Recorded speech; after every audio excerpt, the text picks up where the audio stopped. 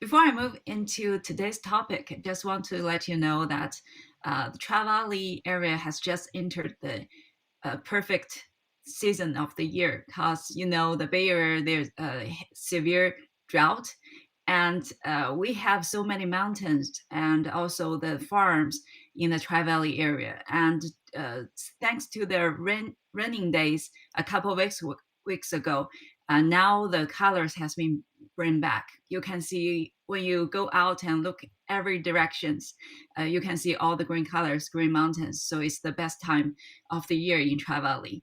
I still vividly remember when I first moved to the Pleasanton area. Every time I drove home, it feels so relaxing. So I think I encourage everyone to come out and do some shopping in the outlets in the Tri Valley and hiking the trails, and also maybe tour some houses. The first slide, some audience may have watched the previous our show, the market updates. From last month, we saw the Sacramento and Pleasanton area, the median sale price has dropped a little bit. And we were worried if the market's going to going down and will it form a trend. Actually, as you can see for this month, the market in Sacramento and Pleasanton for the median sale price, they increased again. It reached at 1.76 million for both of the cities, Sacramento and Pleasanton. And as you can see, from the October 2020, which means the same time last year, it raised a lot for the market. It raised 34% for Sacramento in median sale price, and it raised 32% in Pleasanton for the median sale price. So the Tri-Valley area market is very, very hot, even till today. And the doubling, as you can see, it dropped a little bit for the last month, and but it's still a big increase from the beginning of, this chart, October 2020. It is a little bit over 1.05. Now it even reached at 1.65 million, and last month it reached at 1.4. So it shows a 27% increase from the same time last year. So let's All move right, on but I to the do see a little decline though for Dublin. What's going on? yes. Actually, I'll share with you some numbers in the next two slides. The inventory is extremely low. I think just the whatever provided onto the market is just not that priced that high. So that's my guess. So for Livermore, all these three cities are not very popular, or we can say it's not very typical cities in Tri-Valley area. Because in Sacramento and in Pleasanton, all the schools are good, the best high schools in the area, and the traffic is, the location is more convenient. For Livermore, Danville, and Alamo, for Danville and Alamo, those are higher end communities. So as you can see, the median sale price around 2 million or even 2.4 for Alamo. And in Livermore is a lower end uh, city in Tri-Valley area. There are lots of investors or young couples, or they can bear some traffic. So the Livermore reached at 1.1 million. It's still increased 21% from the same time last year. And for Danville, it is 1.985 million.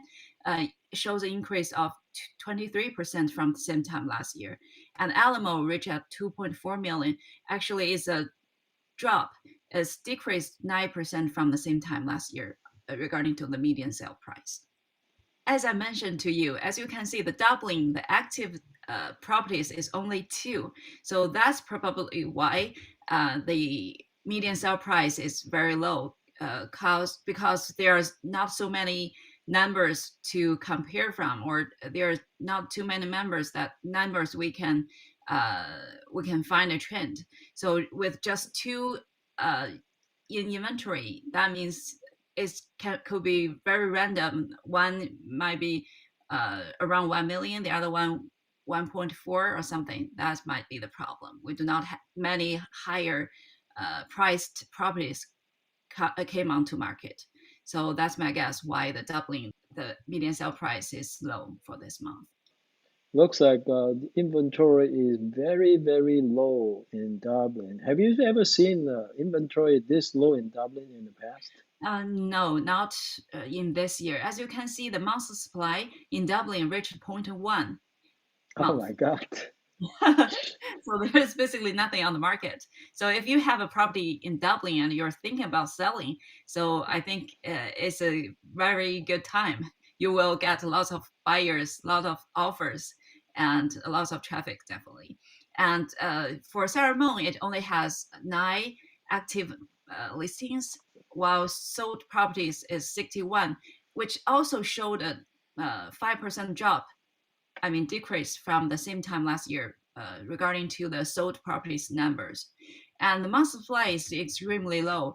It is zero point 0.2 month, and it shows a zero point 0.2 month drop from the same time last year. For Pleasanton, the inventory is very, very low as well. It's at 17, and it shows a zero point 0.3 month supply.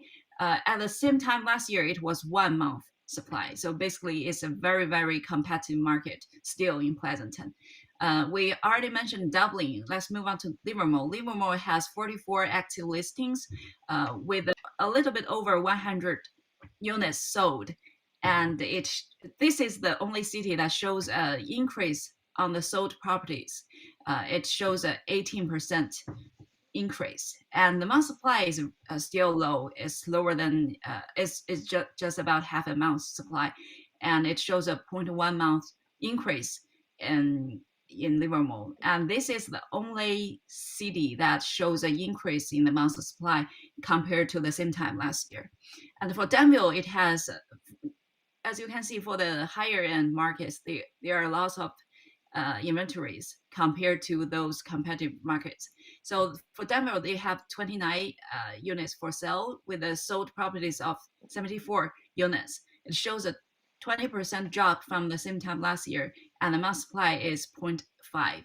And for Alamo, it has 28 units for sale, and the sold properties is only 19, which shows if you're shopping in Alamo, you have more time to compare the properties, and you might have some bargaining power on that if you're a buyer. And the month supply is 1.6. Even though it's over 1 month, it still shows a zero point 0.5 months drop from the same time last year. So that's the brief numbers in the Tri Valley area. All right. I can see there's a good correlation between the inventory Yes. and the active Those, listing and the month supply. Very yes. strong correlation. If you look Yes. at, of course, Livermore has 44. Livermore is probably amongst the lowest price point in the Tri Valley area. Yes. And it's a larger And area. There are more properties for sale, uh, as always. Yeah. now, in this kind of market, I think suffice to say, housing market is very hot in the Bay Area. I don't see any sign of slowing down. So, what strategies would you recommend to your prospective sellers in your respective areas to get the best price for their home? All right. For me, I think how my suggestion always investigate the market and find the best and perfect price to be put on the market. So that's a very important starting point. That is priced right. And of course, nowadays the open houses are very popular.